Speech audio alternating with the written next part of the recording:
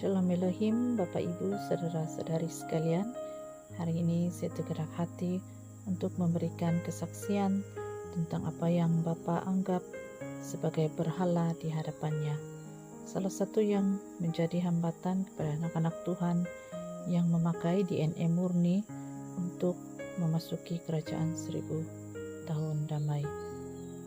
Sebenarnya Roh Kudus telah menggerakkan hati saya untuk bersaksi mengenai ini, tapi saya menangguh-nangguhkan karena saya berpikir ini hanya untuk diri saya sendiri. Namun sepertinya saya selalu diingatkan tentang patung, berulang-ulang kali tentang patung. Jadi Bapak Ibu, saya sebenarnya dan sememangnya lahir di dalam keluarga Katolik, dan saya itu tidak pernah tahu menyembah di dalam roh dan kebenaran, sehingga pada umur saya 25 tahun, oleh satu peristiwa dan kesaksian daripada teman saya, membuatkan saya itu bertobat bersungguh-sungguh, mencari Tuhan bersungguh-sungguh, dan dari situ saya itu haus akan Tuhan, rindu dijamah Tuhan. Dan dari situ saya mengikuti kelompok-kelompok doa, di mana mereka berdoa di dalam roh dan kebenaran. Betapa bersukacitanya saya pada ketika itu, seolah-olah sangat hidup.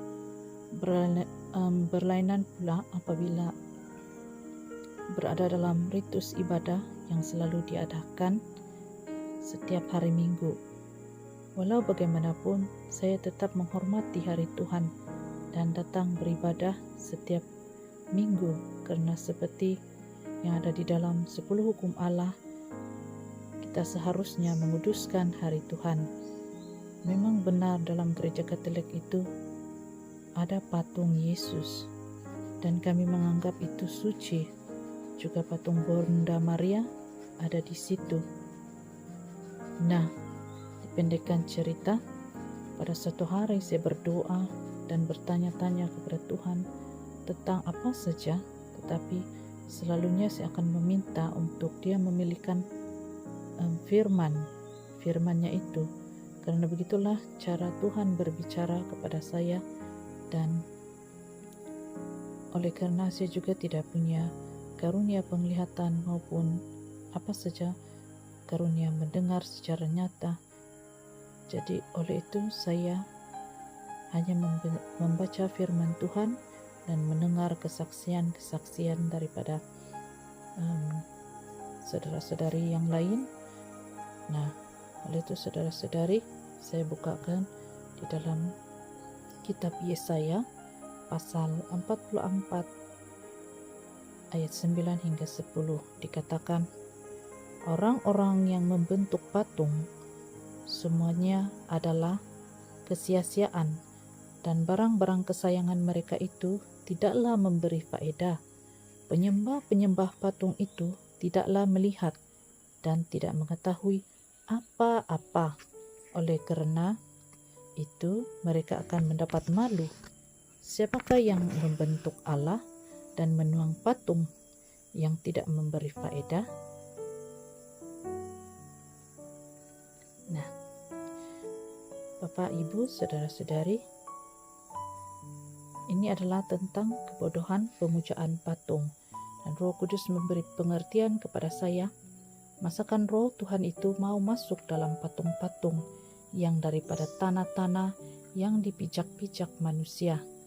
Masakan Tuhan ingin tinggal di dalam patung kayu, yang kayu itu kita akan bakar untuk memasak maupun untuk kegunaan apapun, karena semua itu adalah ciptaan tangan manusia. Dan masakan Tuhan itu adalah benda mati. Tuhan itu adalah Allah yang hidup.